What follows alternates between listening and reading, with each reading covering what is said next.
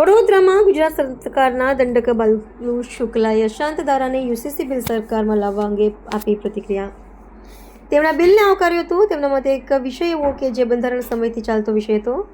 મુખ્યમંત્રી ભૂપેન્દ્ર પટેલ સરકાર દ્વારા ગુજરાતમાં યુનિફોર્મ સિવિલ કોડનું બિલ લાવ્યા છે, જેનાથી જુદા જુદા સંપ્રદાય વચ્ચે અસમાનતા છે તે દૂર થશે. સમાજની સમાનતા માટે બિલ જરૂરી. આ બિલ કોઈ ધર્મ પર આક્રમણ કરતા નથી. તમામને સરખા અધિકાર મળશે. અશાંત ધારાનું બિલ કોઈ જ્ઞાતિ કે સમાજનું નથી, પરંતુ જે કોઈ ઠેકાણે વાતાવરણ બગડતું હશે તેને રોકવા માટે બિલનું મહત્વનું સાબિત થશે.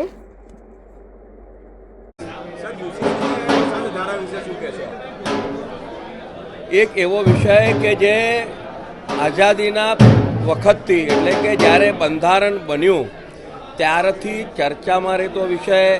બંધારણ સભાએ જ્યારે કલમ 44 હેઠળ તમામ રાજ્યોને એક અધિકાર આપ્યો હતો યુનિફોર્મ સિવિલ કોડનો, અને હમણાં પરમ દિવસે જ માનનીય મુખ્યમંત્રી શ્રી ભૂપેન્દ્રભાઈ પટેલ સાહેબ દ્વારા ગુજરાતમાં યુનિફોર્મ સિવિલ કોડનું જે બિલ લાવ્યા છે, મને એવું લાગે છે કે અલગ અલગ સંપ્રદાયોના વચ્ચે જે અસમાનતા છે અને ખાસ કરીને મહિલાઓ ઉપર જે અન્યાય થાય છે તે દૂર કરવા માટે થઈને આ એક એવું બિલ છે કે જેના થકી તમામ સંપ્રદાયો ભેગા થશે.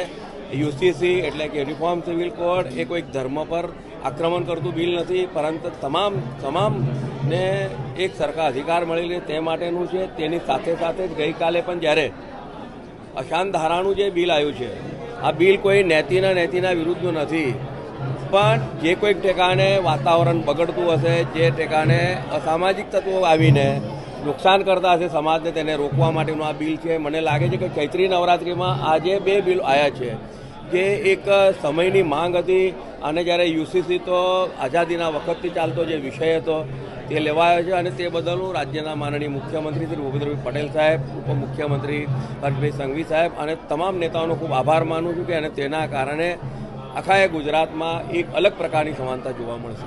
Thank you.